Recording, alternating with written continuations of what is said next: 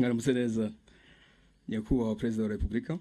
Amazina yanjye ni Yusuf Ntwari, nkaba nishimiye kuba umusangiza w'amagambo muri iki kiganiro. Nyakubahwa, murakoze kuba mwaduhaye umwanya wo kutuganiriza kuri uyu munsi aho twateraniye aha ku Mulindi habereye amateka akomeye ya RPA na RPF. Tukaba twaje turi urubyiruko, twese cyangwa se benshi muri twebwe dukoresha imbuga nkoranyambaga nk'umwuga cyangwa se mu kwamamaza ibikorwa bigiye bitandukanye dukora. Tukaba tunazi yuko social media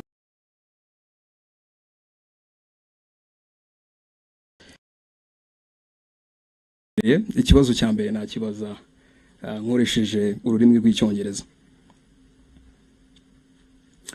30 years ago, you were exactly here.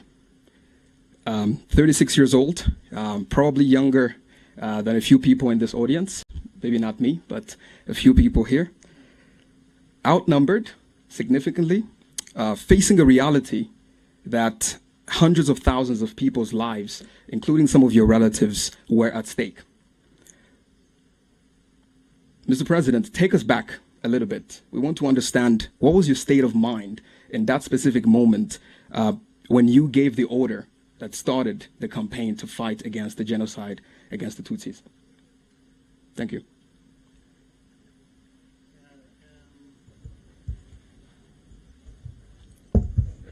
First of all, let me thank you for this moment. Much as going back in time sometimes is very difficult. At least on my part, I wish I could forget completely some of those things or days, but anyway, that is life. So what you've just said is very true. We're here. We have now recollected, have the picture of, literally have a map of this place fixed somewhere in my mind. It can't go away.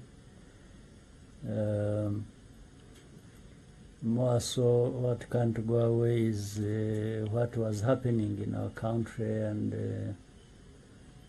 what was facing us and we had to deal with.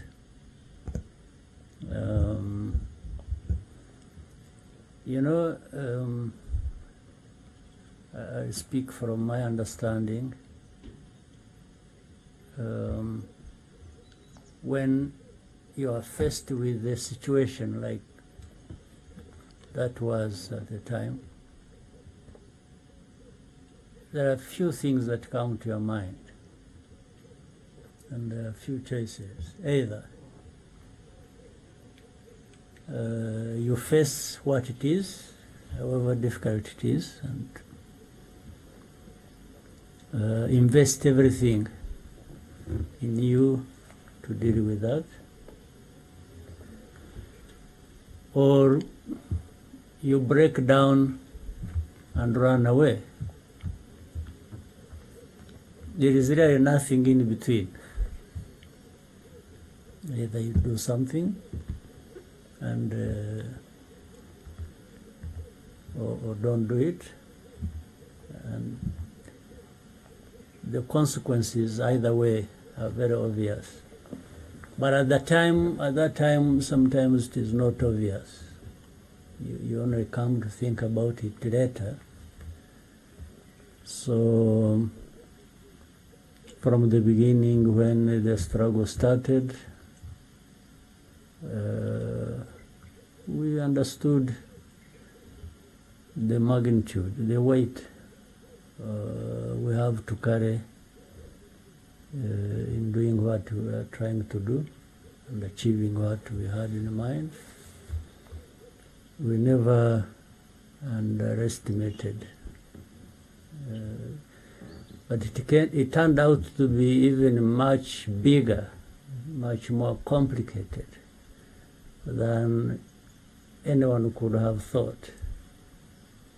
But still, we were there, so you had to deal with it the way it happened. So what was it that was in the mind?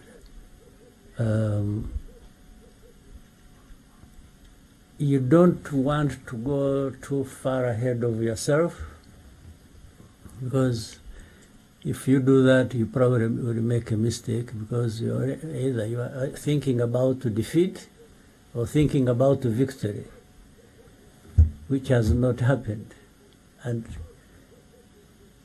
if you thought of one, if you are sure you are going to succeed, it may end up actually being a failure. Or if you think you have already failed, that means you're not going to try as much as you could have, and you may actually end up with a failure when it could have been different, when you could have succeeded if you tried everything you could. So here, this is the place where so many things happen. First of all, taking this place and occupying it and turning it into headquarters for the RPF and the RPA combined must have happened in 1992, I think, around April maybe, if I remember, or towards that, because the RPA was involved in the fighting along the border, and we hadn't taken much of the territory inside Rwanda. We were really surviving along the border between Rwanda and Uganda, where some of us had come from. And so the RPF, meaning the chairman, the commissioners, were not part of the fighting force. We are staying in different parts. In fact, we had the headquarters in Brussels, Belgium, but we also had another in Kampala, Uganda. That's where it all started. And then sub-headquarters in different parts of the world. So when we took this place, we were able to bring the two closer together, or really together, the RPA and the RPF. And this became our headquarters after taking, because, you know, a little bit of history. When the war started, 1990, I was, before that, I was serving in the Ugandan army and so on and so forth. Most of us were, or a number of us. And when the war started, I was not anywhere near here. I was attending a military course in Kansas, Fort Leavenworth, Kansas, Command and General Staff College. Yeah, but I had now to work my way back to be here with the rest. So when I came, I found chaos. Because the leader, the first leader of our struggle, had been killed on the second day of the attack, Fred Rwigema. And so understandably, it was already a difficult situation. Then an organization loses a leader, and what follows is easy to understand. So when I came back in the first 2 weeks of October, I arrived back from the US and came and joined the others and tried to reorganize, and so that's when we reorganized and started fighting in a more organized manner because of that chaos I'm talking about that happened when we lost the leader who had led the struggle. So that's trying to cut things short so that it is not a too long story, but so that's all the way from then. That chaos came 90 past, 91, and then 92 we found ourselves here, and what I was just narrating happened. And it happened after we had taken places around here. In fact, that was specifically after attacking Byumba, Gicumbi. Now we are going to have a meeting. There were government forces of that time, and there were also forces deployed here in different paths. So we planned and moved from the east because we are more towards Nyagatare and in between we are trying to survive.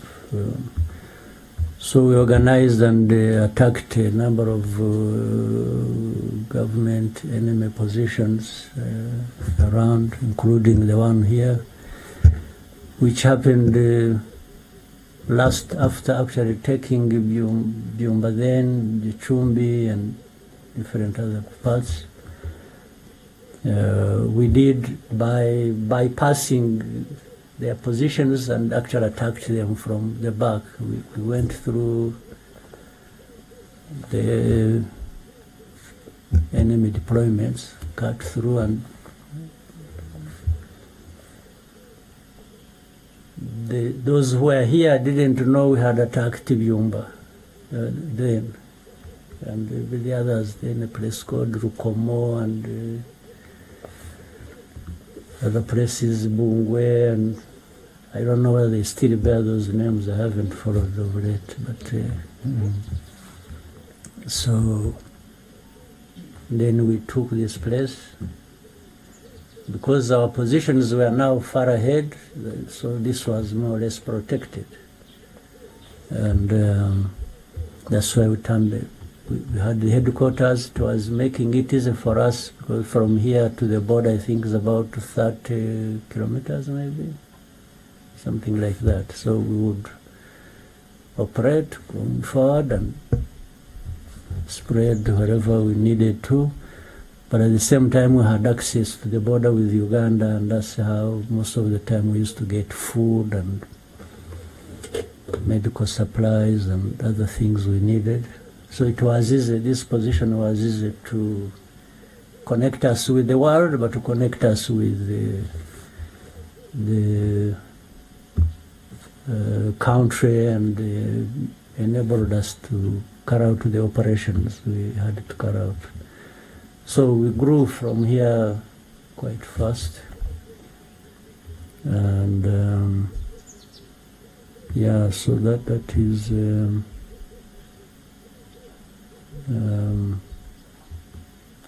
a number of things. It was coordinating from the east, but also that north now is when we were in Virunga. So it was like this. So we are here and we used to coordinate.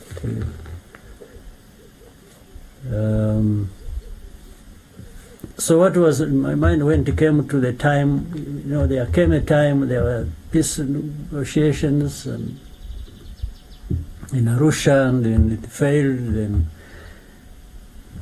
I remember in 1993, was it 93, February 8th, I think, the Arusha peace negotiations failed, and because the government had started killing people in Kibirira, or started killing Bagogwe in those areas, and we told them we can't be here talking peace and then they kill people again, so that means we are going to fight again. And so the negotiations failed in 92. We stopped because of that, and they resumed fighting. In fact, that's when we took now a much bigger territory than we even had when we resumed fighting later on. We spread, and so from 93 February, we had because of ceasefire and peace negotiations, we got an opportunity and trained fighters, and they were ready for the next task, meaning when the ceasefire broke, then we resumed fighting. We took, you heard of, there used to be a demilitarized zone that you have heard about. When we fought, took a territory, then there was a global outcry and everybody was descending on us, and they thought we were going to take Kigali actually. But I don't think, much as we could easily have militarily from the operational point of view, we would have easily taken Kigali, but I thought politically it would be a big mistake, and that's why I prevailed over. There was the urgency for people to say, well, let's finish the job, but I thought it wasn't going to, the job wasn't to get finished, because in a way we would be overstretched, and we are taking on something much bigger than we can handle, organizing the country, but still the forces were being defeated here, but as the government was still established, they still had forces. I think we would have faced bigger problems than people thought. So, but when we were being told we must go back so that peace talks resume and continue, in the end we put a demand which we will not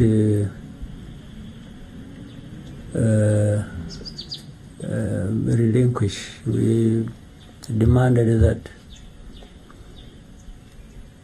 for the areas we have taken a big part of the country as a result of breaking the ceasefire by government and so on and so forth,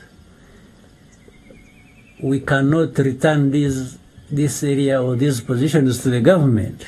They've lost that, and they've lost it because of their own big mistake. So we compromised to make things simple for everybody. We actually gave in to some demands, but created a formula that would allow us to take it. We said, if we leave this place, it should be demilitarized, and maybe UN, or there was also at the time some African Union observers who were here, and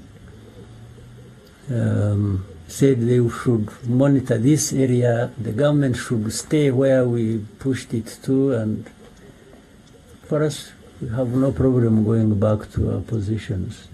And this area in between remains a demilitarized zone. But we had already registered a huge victory.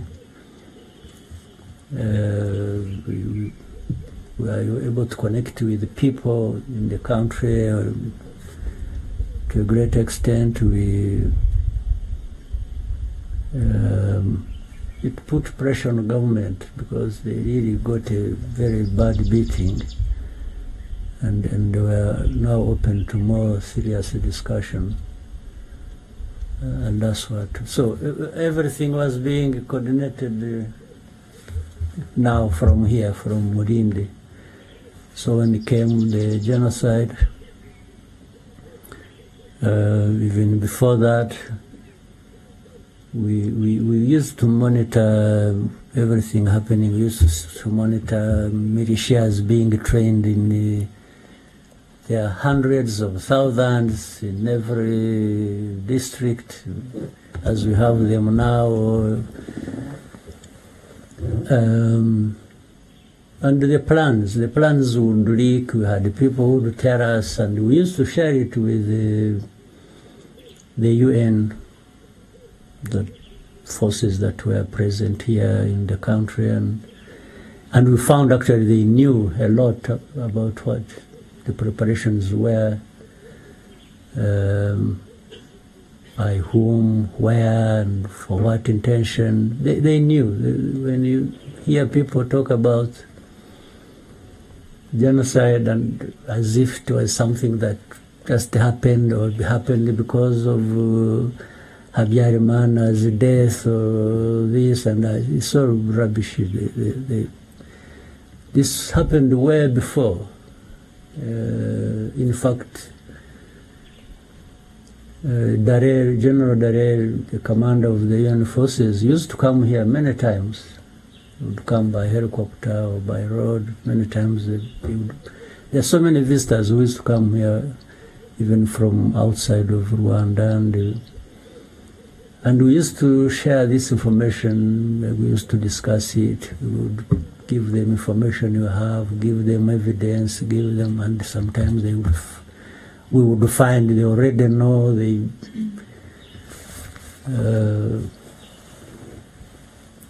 So, yeah, there's a particular question you raised, what the feeling was when things were happening, including when genocide started.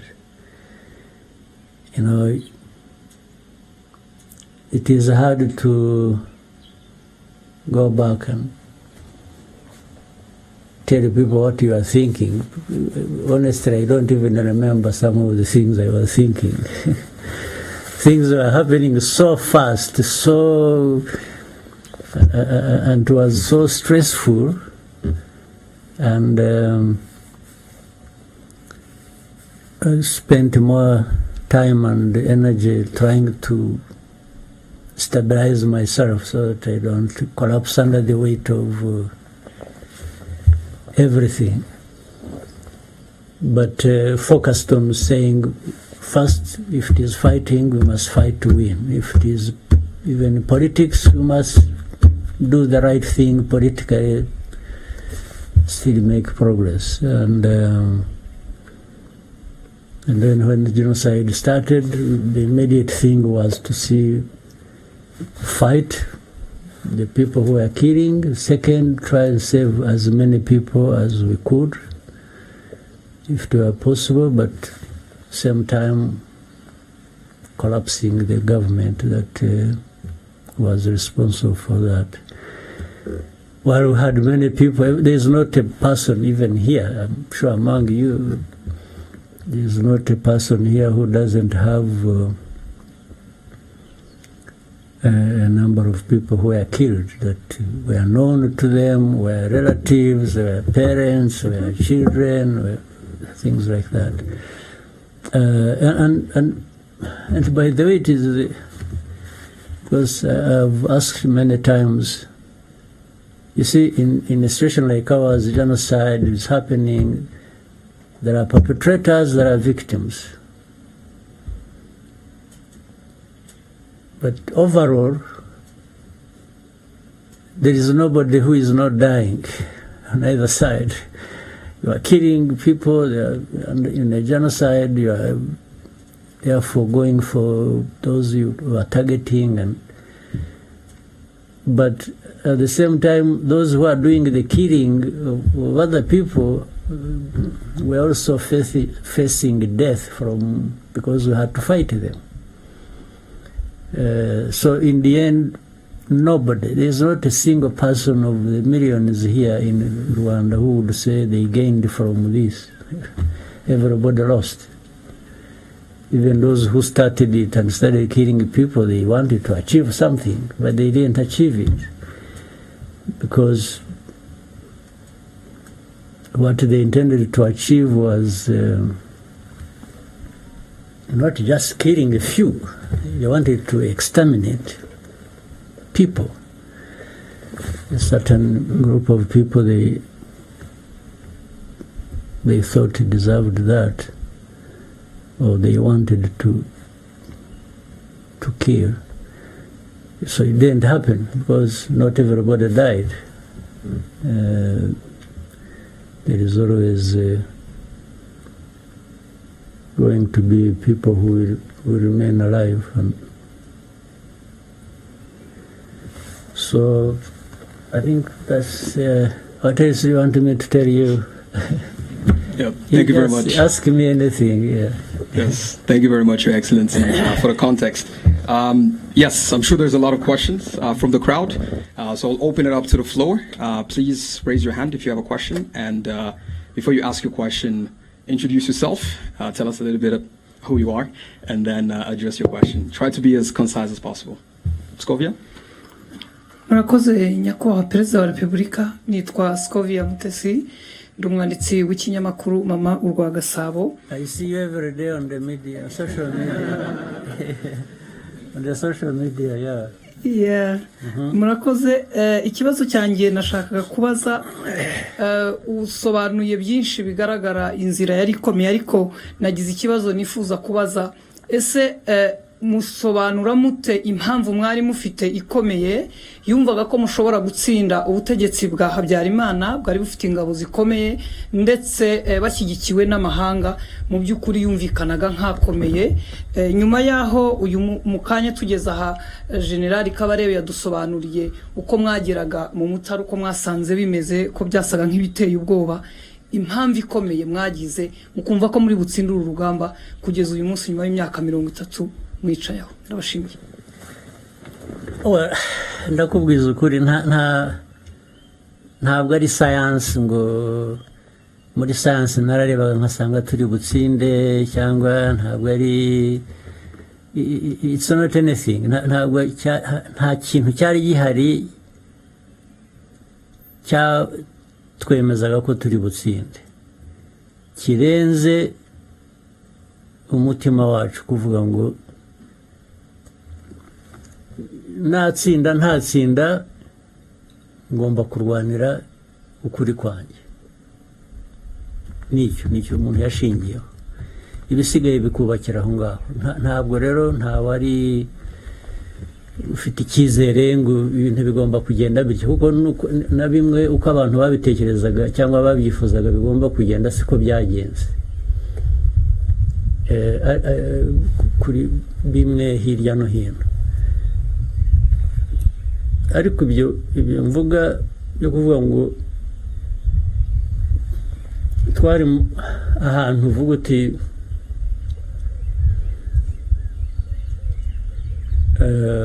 bya bintu natangiriyeho, ngira ngo wenda nabivuze mu Cyongereza mbivuga mu Kinyarwanda, aho uvuga uti ariko aho ndi ibindi imbere ngomba guhangana nabyo.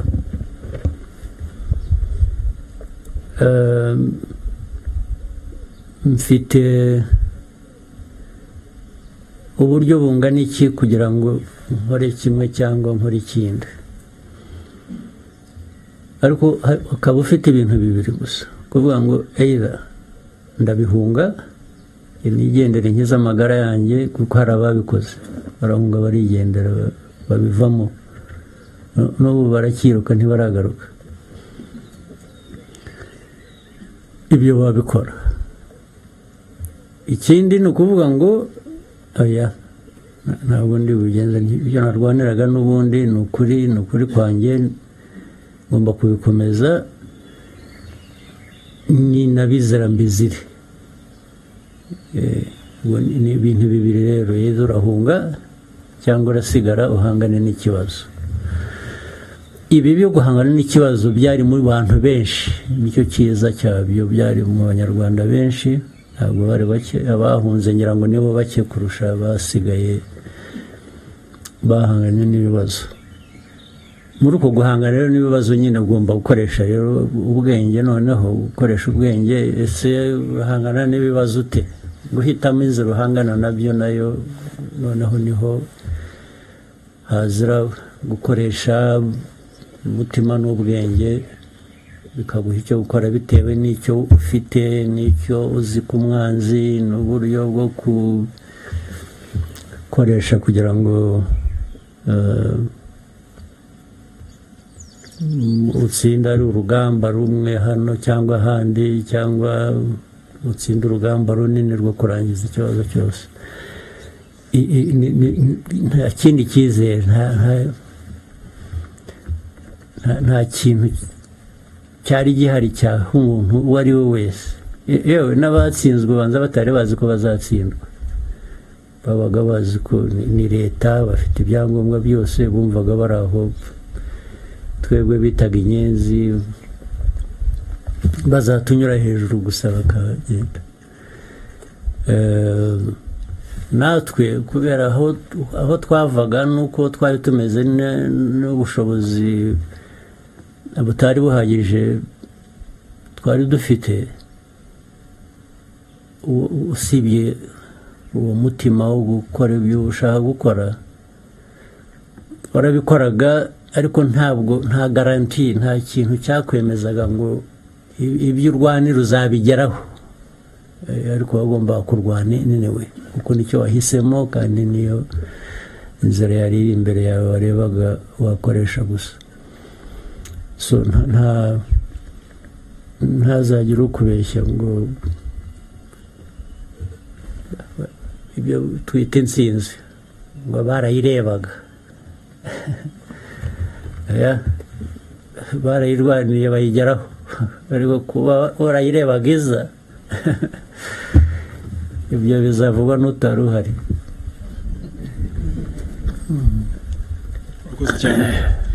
Yes, dufite ikindi kibazo, adufashe na microphone kuri Eric yashize ukuboko kare.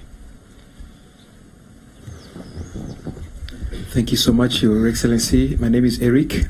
We just had a great visit of the site that was your military base, and it was a great visit. And then I went on to revisit one of the oldest video, but the famous one, where you were addressing your force, I think back in 1990. You told them in Swahili, how we quote, jeshi hili litakuwa msingi wa mabadiliko, and then he went on to tell them sasa ndiyo maana matendo yetu yanapaswa kuwa tofauti na yale ya wale tunapigana nao.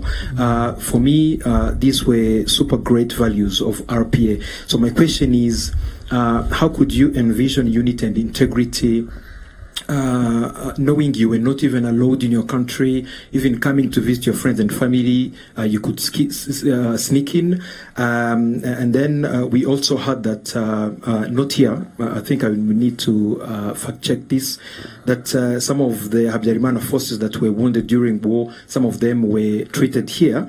And then where did these values come from, and how do they remain the foundational values of RPF today? Thank you so much. Yeah, societies, anywhere, or people, whatever, have values, certain beliefs, what they think is the right thing to believe in. And then, so Rwandans have values, there's no question about it. In fact, that to an extent explains the problem the world has. In the world, there are some people in some parts of the world who think they are the only ones who have values, and their values must be conformed to by others, which I personally feel insulted by and could not accept, can't accept it. It is not true. There are no people with better values than others. And better, how do you measure that? Better in what sense? So, with the Rwandan values, and even with the effort to try and integrate the values, your own values, with other people's values, so that it is broadened, or you look at it in a global context the way it should be.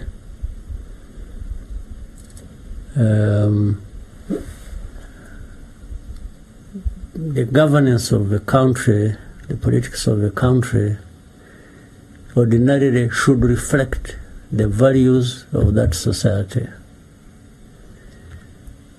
So for a long time, in Rwanda, we had our own values even before. Then colonialism, okay, we can talk about that briefly, brought their own values, then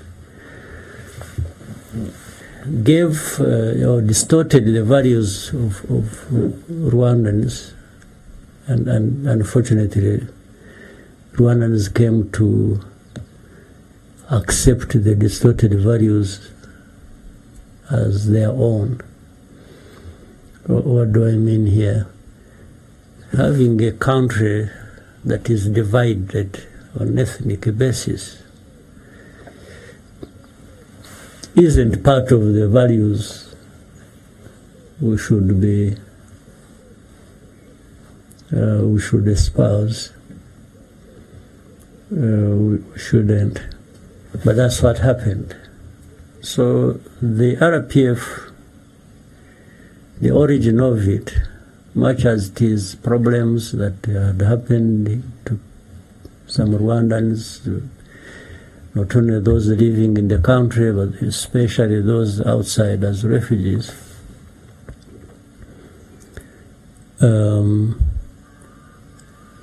For things to go back to the right order, the politics must be bringing back the unity of the country, so that we are no longer ethnic groups, but rather the integration of that into or by national unity. So that's really how RPF was born. It's the foundation of RPF. So what I was saying to the fighters at that time is clearly narrating to them the story of who we are, or rather reminding them, because I think everyone knew, but people don't always do things based on what they know they should be doing. So I was just reminding them, or I was telling them that this struggle has a meaning. It's not just fighting and you kill, they kill, and and you take over. Even if you take over an authority, or you are into government, you are there, you should be there for a purpose. It's not just taking over. It's there for a purpose. So that's what I was, and I knew that, of course, even as now it still is, even the RDF that transitioned from the RPA into the current defense force we have, is the center, the center of gravity here of what we are doing in the country, or the country, what it is, whether it is security, stability, socio-economic development, and so on and so forth. That message, and which they all understood, still plays part in what we are doing today, or who we are today, or what we want to be in the future.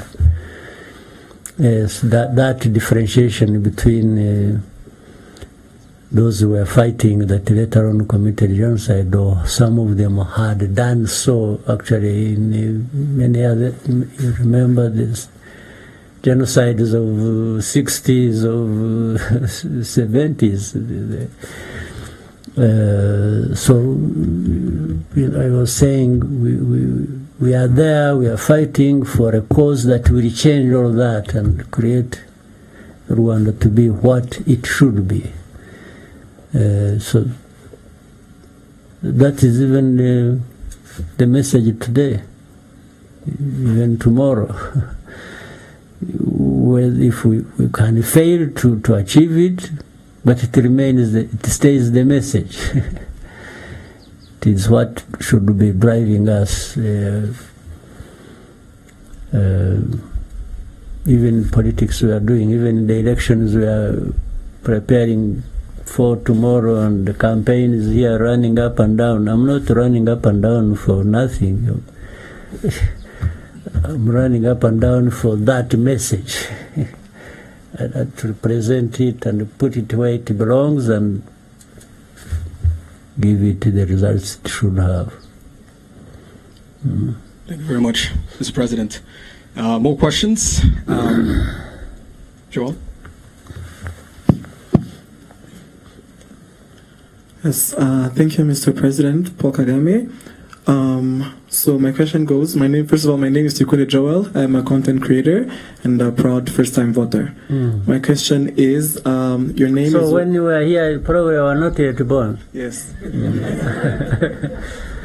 And I'm glad to be voting for the first time. All right. So my question is, your name is one that is known for intentional leadership, but today would like to know, how do you take care of Paul Kagame beyond the official roles that you play? Sorry, let me get your question again. Yes, your name is one that is known for intentional leadership. Yeah. How do you take care of Paul Kagame beyond the official roles that you play? Okay. Let me tell you just off, this place where we are, actually, let me tell you something. I don't know, it was at the Command and General Staff College in the US. I went to, it is going to turn out to be a long story maybe, but you know how I went there also? First, it was not me supposed to be going for that course. I was supposed to be going for a course somewhere else. The one who was supposed to be going to the US was Fred Rwigema to attend that course. Even when I arrived at the course, I had to change the documents. Everything was recorded in Fred Rwigema's name. So we had to change all that into my names. But what happened, maybe I'm sure many of you don't know,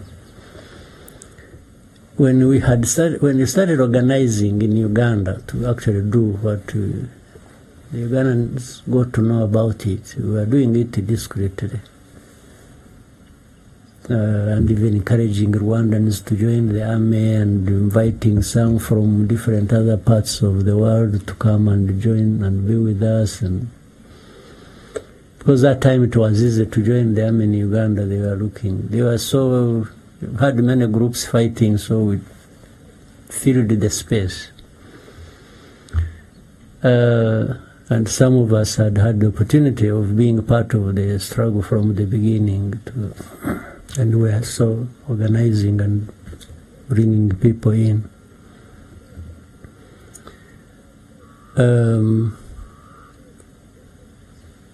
So the Ugandan system wanted to disorganize us so that we don't remain planning and doing what we wanted to do. So they wanted to send the top 3 of us, no, 4, scatter us outside the Uganda to go and attend courses while we, in the meantime, we get disorganized. So Fred Rwigema was supposed to go to the US. I was supposed to go to Nigeria. Bunyenyezi, you have heard of Bunyenyezi. Chris Bunyenyezi was supposed to be sent to some other place. Bayingana was supposed to be sent to Russia. So when we got to know about it, I talked with Fred. And I told him, I'm the one who insisted and encouraged him not to actually go anywhere, because that will just mess all of us up.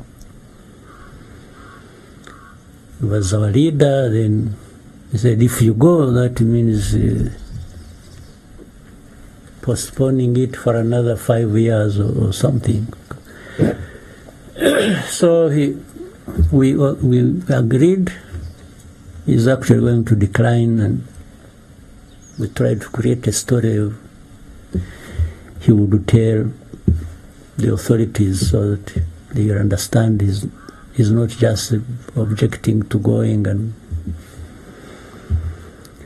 so he went back to the authorities, told them, and of course there was a bit of trouble. It was not well received. So I think the one who was told that he's not going and so on and so forth must have connected and said, you see, these people are up to something. Then they said, okay, since you are rejecting it, then Kagame must go. So it was going to be either him or me, so that still they maintained that thing they wanted to.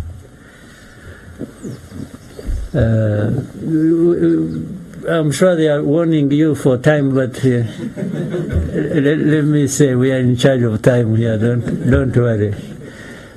So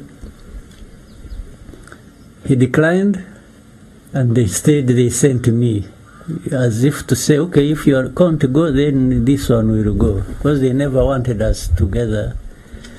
They thought if they got rid of one, they would just create problems for the other. So then they called me up and said, so you Fred was going, now he has problems, he's not going, so you should be the one to go. I said, I have no problem. So I went back and told Fred, I said, you see, now they think they have known our plans. So if I decline, they may actually put us in jail, both of us. So to survive this and continue our plans, you stay and do what we have been trying to do. And for me, I will go. But when things start, I'll anyway find my way back easily. I don't need any permission from anybody. So that's what happened. When I went for a course, blah, blah, blah, long story short. So later on, my wife, we had just been married. She's here. They must have thrown me out of the honeymoon and, and just and sent to the course. So but she found me there a few months later, but and that time I'm trying to arrive at a quick thing here, and trying to separate the two Kagames, and probably I'm 3 or 4, I don't know. But when she found me there, she was already pregnant with the first son, Ivan. And when the point I'm arriving at, in 93, actually in 94, just before genocide, he was 3 years old. He was sent to me. I stayed with him in this house somewhere. Is it up here? Yeah, it's up here. I stayed with him for a few, maybe a week or less. In fact, when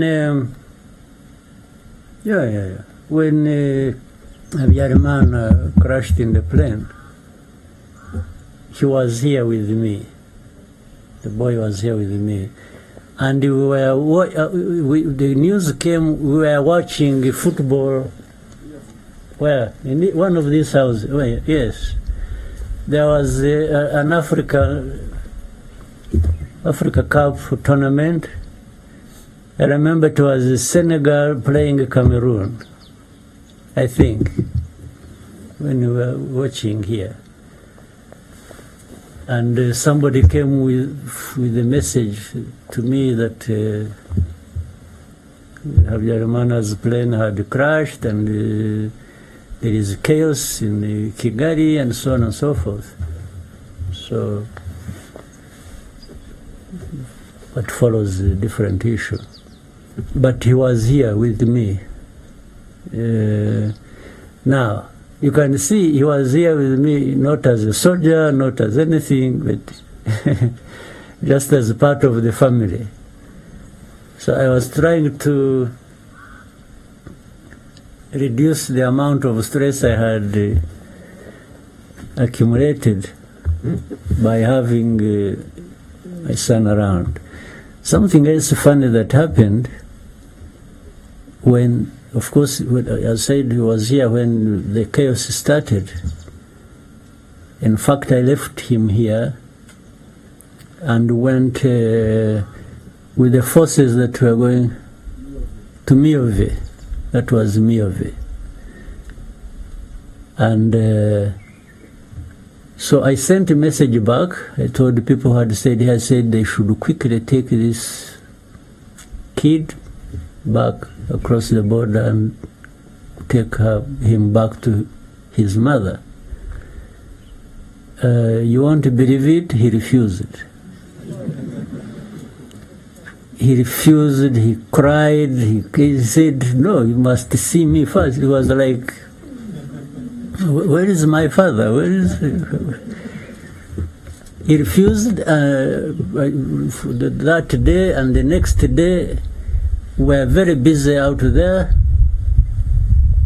So I had to drive and walk back that, like on the second day, to come and convince him to go. Yeah, so I told the commanders I was with, where the forces were, that they give me just a few moments. I first go and solve a personal problem.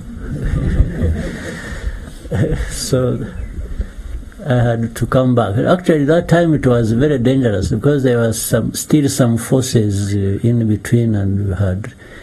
At night, I tried to drive. I had a Land Rover. I tried to drive, but we were using indicators. You couldn't put on lights because we didn't have. So some places we would walk, others I would drive. Then I came back, arrived here around 4:30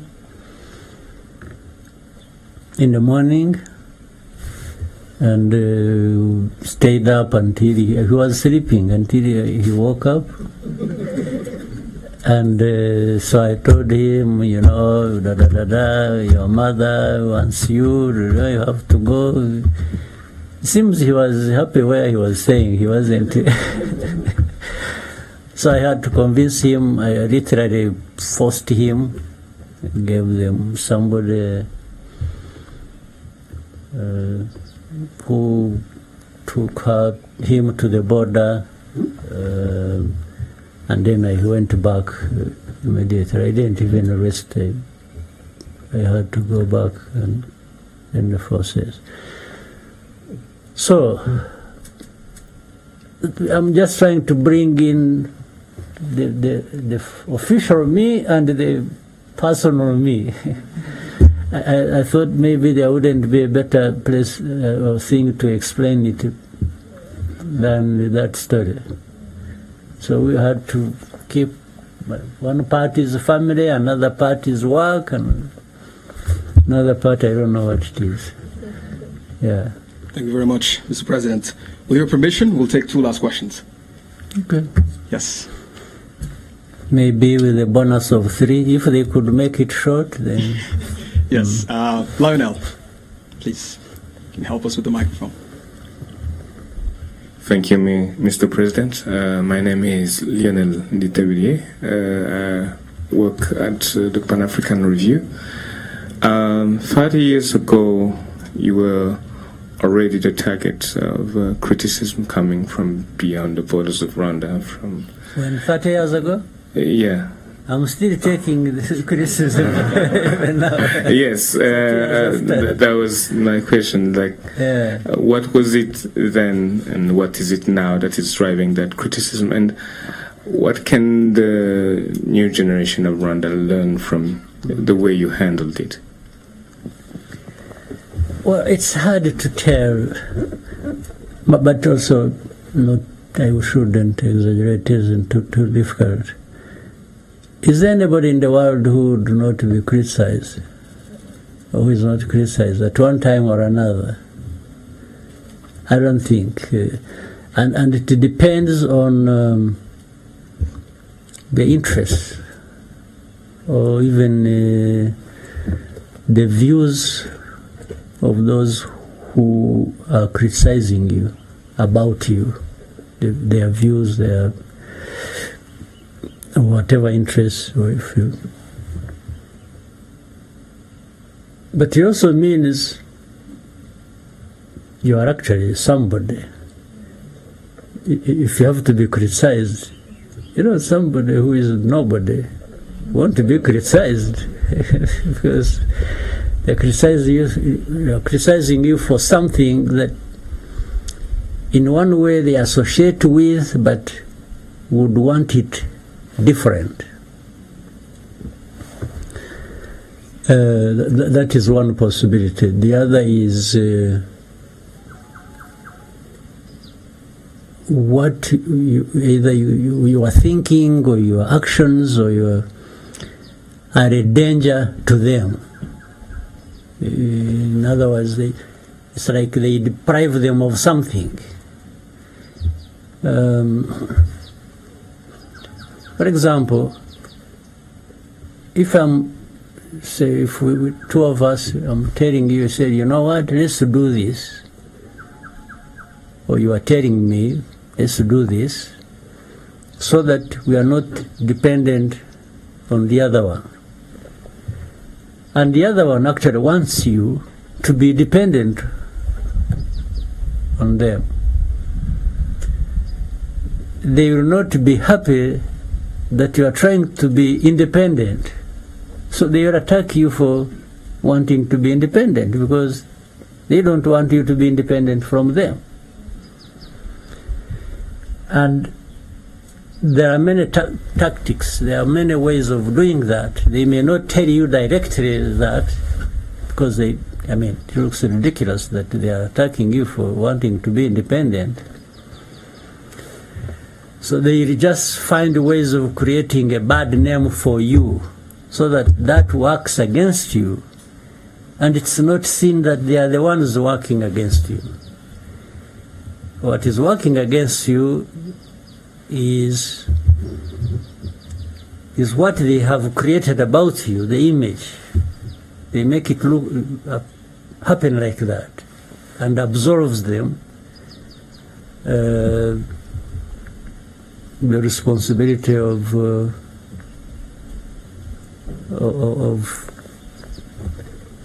attacking you or criticizing you. So it's like, you see, it's like that.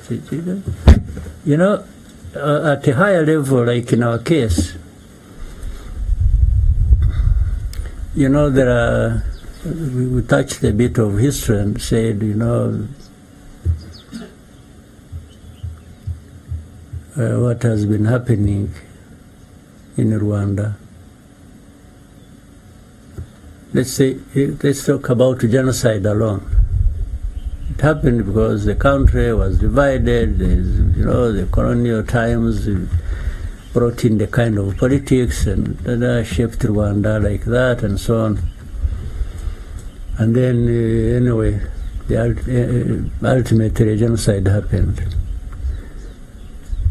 So when you tell the story, actually the way it was, from colonialism and then up to the time of genocide, those who are responsible for the colonial times don't like it. And when you say they are associated with the genocide or the cause of it, they are not happy with you. Now, simple thing, for example, one of the things they do, and a simple one, they want to keep attacking you like you are a violator of human rights, you know, no freedoms, no democracy, blah, blah, blah, blah, blah. By doing that, it's like they are saying, you see, what happened in Rwanda actually is not anything to do with the outside. Rwandans have been killing each other. You see, the genocide was this. Killing this. So, and then they turn, that's the story of turning the victim into a perpetrator. You have seen how many times they are out there saying, accusing RDF, accusing Rwanda, you know, the security. I was reading something the other day saying, you know, you have seen this consortium of journalists, what they are saying, that Rwanda has spies all over the world, killing their opponents, you know, everywhere, in the whole world. So it's like they keep saying this about Rwanda. Rwanda is just a bunch of killers, you know. Not only that, they killed each other, now they are killing opponents. Now, you see, that when you get lost in that story, there is no outside blame. The outside blame disappears. Even the UN that was here that did nothing to stop genocide, or the whole world that watched and did nothing about genocide, ends up being absolved. It's now Rwanda. It's Rwanda, the victims, the perpetrators, they change positions. It's the outside world.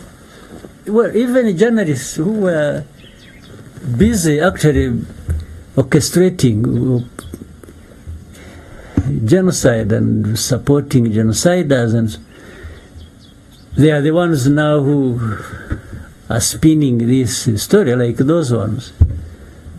Yes, because of their interest, their association, the way they want to shape the story of Rwanda, the narrative of Rwanda, the way they want. You see? So you now, if you are weak, if Rwanda is weak, it's going to succumb to, you know, and even be apologetic, and or they shape it the way they want.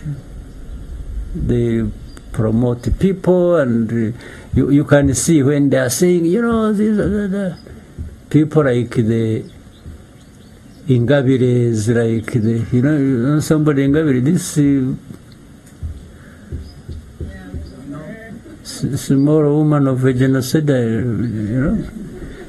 But they want the whole world to believe that she's an opponent, she's... actually, they would wish that one to be the president of Rwanda. And she also believes it. Yes.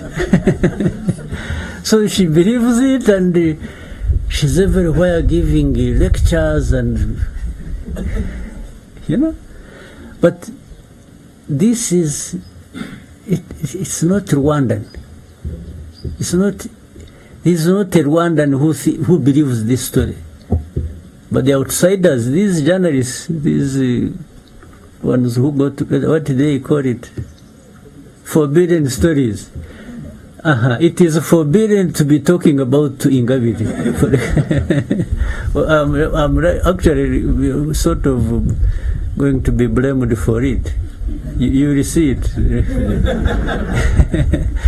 So, you young people who are in this kind of thing, because influencers are, you hold opinion. You hold opinions for a reason. You are part of the social political fabric of this country.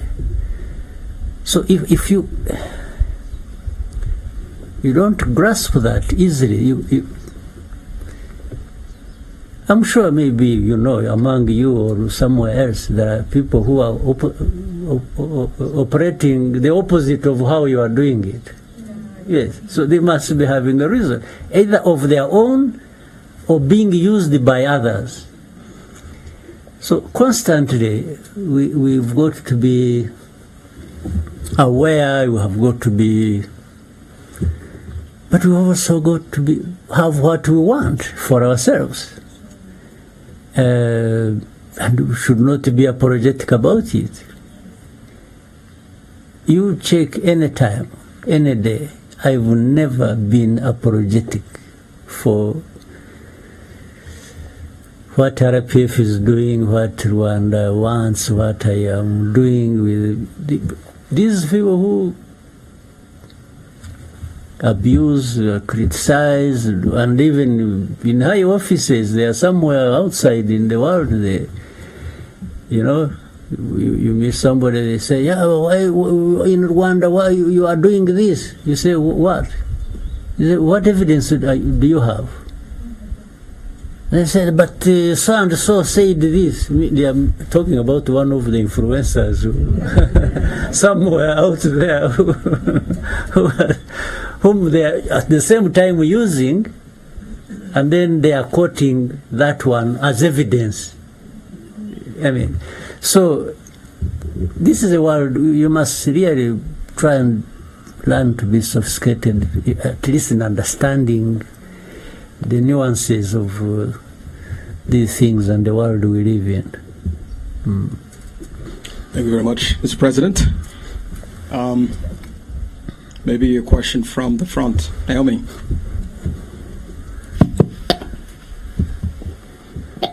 Thank you, Your Excellency. Amazina nitwa Naomi, and I'm one of the content creators here in Rwanda. I think I have also seen you many times. Yes, I'm so happy to be sitting right in front of you and next to the First Lady. My question is, what took in Tuzabinari? It goes. And some of us here are making a living through social media. Ni gute twabinare mu gihe twamenye gusa amahoro n'iterambere mu gihugu cyacu? What are the steps? Thank you. Good. First of all, it is to know the story.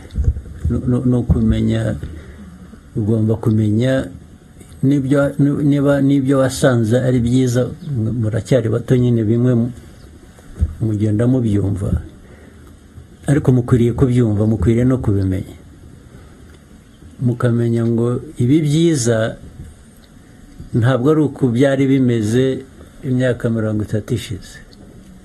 then the question is byagenze gute kugira ngo tube dufite ibi byiza.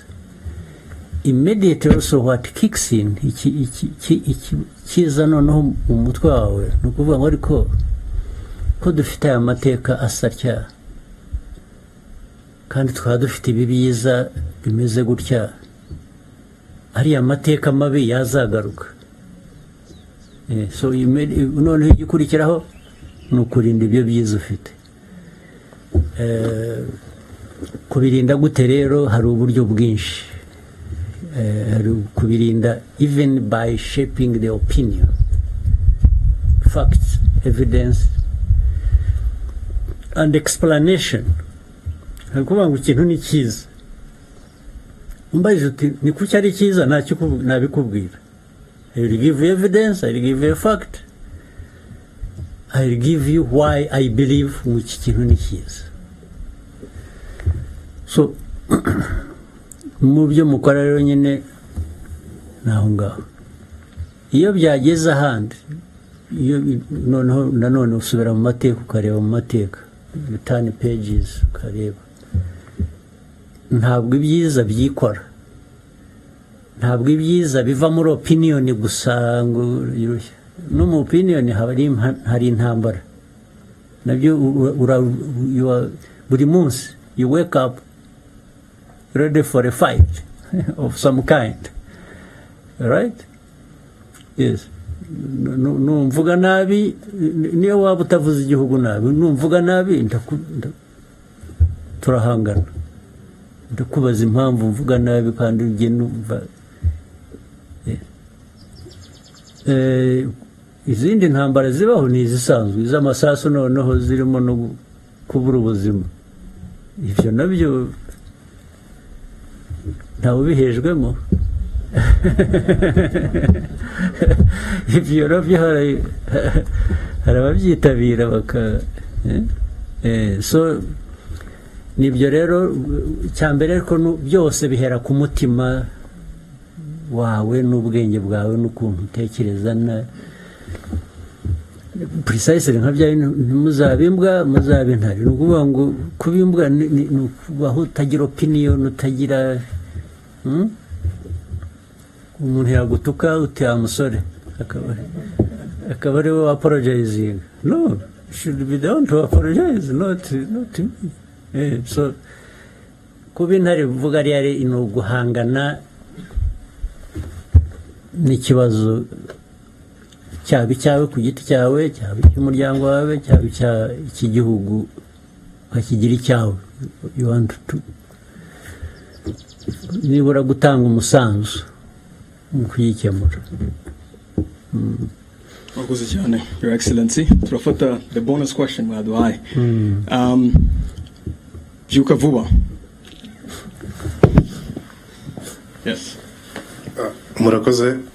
Nitwa Kwizera Josue, nkaba ndi umunyeshuri muri UR, ariko nanone nkankoresha social media ku izina rya Byuka Vuba cyasabura cyaryamye.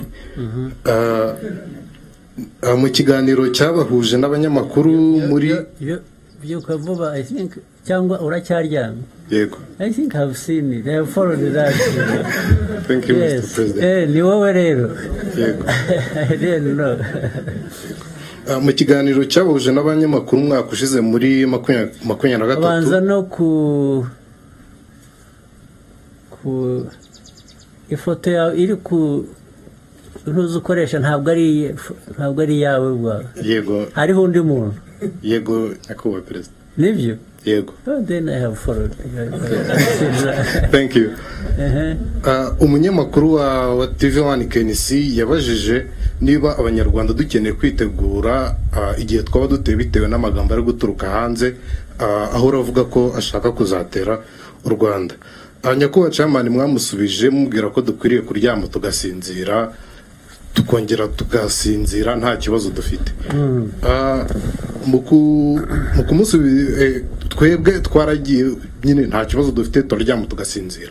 Ariko nifuza kubaza urubyiruko rushaka gukomeza kuryama ariko rukaryama hari icyo ruryamanye, ku buryo igihe telefone yazasonera utazakenera undi muntu ubigisha gukotana. Nibi mwaba muruteganyiriza iki? Murakoze cyane. Byarateganyije, byararangiye.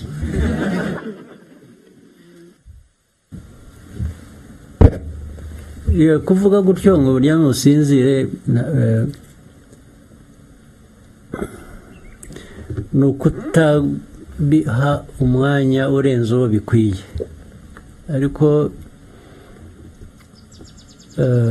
naho ubundi uko igihugu cyacu gikora hari abakirinda ku buryo bw'umwuga bw'umwihariko, umutekano warwo birakora, kandi ntabwo ari aba bantu bambaye iriya myenda gusa ijyanye n'umurimo bakora. Buriya ibikorwa bishingira no mu baturage, bakorana n'abaturage hose, ku buryo noneho no mu buryo bundi, ari ubw'ibiza, ari ubw'icyabaye aha, ari impanuka yabaye aha, hari uburyo, hari ubugezweho, hari ubusanzwe, ari wa mutima navugaga, abagomba kubimenya ako kanya barabimenya, bakaba bazi ngo aha habaye impanuka, aha habaye iki, nimutabare, nimugire mute. Urumva rero ko bitasigara inyuma no mu buryo noneho bwo guhangana n'abaturuka hanze bashaka guhungabanya umutekano wacu. Abantu ni ukuryama, ariko kandi nyine musigaye mufite na za telefoni rero, hazaho ka alamu kakubwira ngo hari uburyo bwinshi butandukanye aho abantu bagomba kubimenya. Noneho hari n'ubundi buryo bugomba gutegura abo ngabo bagomba kugira icyo bakora bashoboye aho ariho hose. Ariko the message iri muryame musinzire wazi guhumuriza abantu, but at the same time bivuze ngo niyo ubwo harimo noneho hari uwavuze iby'intare n'iyi intare mwari mwayibona, ariko uzayirebe uhora usanga isa n'isinziriye, ariko burya ntisinziriye. Niyo ukandagiye gusa ukumva irabyuka, ariko ikindi gihe ibisinziriye. Kuruhuka, kuryama rero mugasinzira, nibyo n'ubundi mukwiriye kugira ihumure, mukaryama mugasinzira, ariko muri mwe iyo akantu gakomye urakanguka, sibyo? Naho ibi bindi rero bisakuza biriya rwose nabo kandi barabizi, ni ukuvuga gusa ko abashaka mujya mu makuru mugasubizanya, baratukana bagashaka kubasubiza, nawe ukandura nkabo, so barabihorera. Ariko iyo byarenze umurongo barabizi ikibabaho. Thank you very much, Your Excellency, for the inspiring words. I believe that this place and the tour that we did was very inspirational for us. Maybe we will not fight the same kind of fights that you did 30 years ago, but we have a very important fight to do as well, which is information online and using social media for the right reasons. So thank you very much, Your Excellency, and good luck on the campaign today. Thank you. Actually, you are lucky. You have the information fight available for you, but you can even join the other ones. So for you, you have for me, it was only one option. That was just the information one I didn't have. But for you, you are lucky. But just know that the possibilities are limitless. That's the most important thing. And this is your country, it is yourselves, it's